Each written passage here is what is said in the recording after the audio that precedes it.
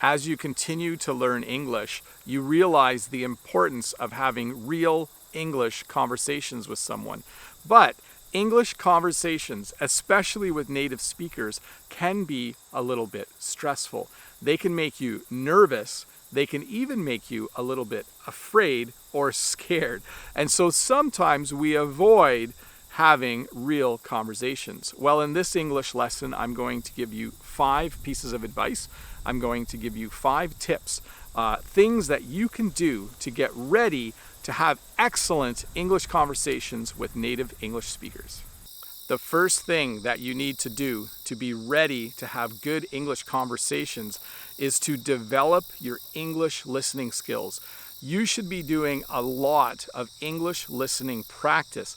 When I've talked to people who are learning English, they often mention that they are nervous or afraid to have a conversation with a native English speaker because they are worried they will not understand what the native speaker is saying. So it's vitally important that you spend time watching YouTube videos, watching English reality television, listening to English podcasts. You need to have your English listening skills at their best so that when you do have a conversation with a native English speaker, you don't have to be nervous. You don't have to be afraid that you won't understand what they are saying. So practice those listening skills. That is the first and probably one of the most important steps that you can take in being just a little more calm when you have an English conversation. The second thing that can make English learners a little bit afraid or stressed about having a real English conversation is the fear that they might mispronounce some words, the fear that they might say some words and someone might think it sounds funny, or they might say something wrong and someone might laugh at them. So the best way to avoid this is, of course, to practice your pronunciation. You need to take time each day to say words out loud in English. You don't have to have a conversation in order to practice pronunciation. You can read out loud. You can repeat what you hear in a video or on television. There are many things you can do to start to exercise the muscles of the mouth, to exercise the tongue, and to form the words properly. So you need to do this. This is the second thing that will really help you, because if you know your pronunciation is getting better and better, you are more likely to be calmer when you do have a conversation with a real English native speaker.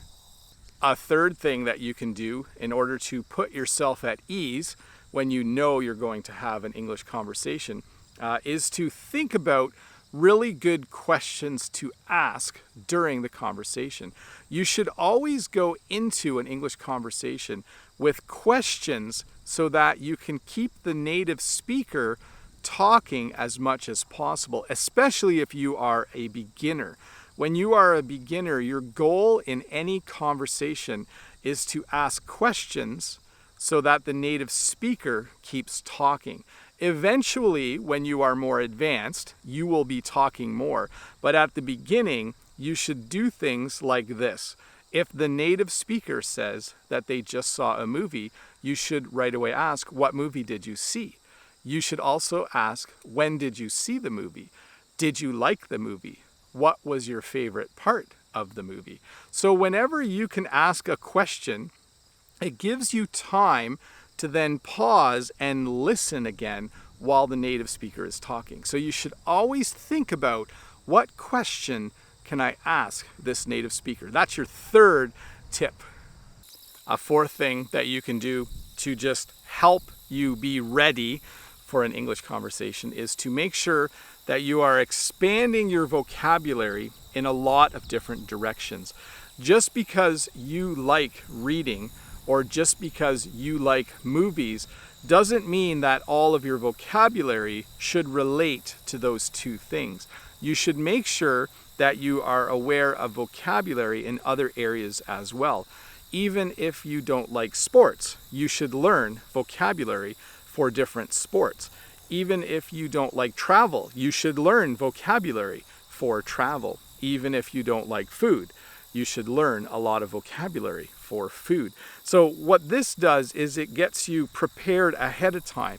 It allows you to have a solid foundation of vocabulary in a lot of different areas. Because one of the things that I know English learners have told me that makes them nervous about having a conversation is if the conversation topic goes in a direction where they don't know any of the words.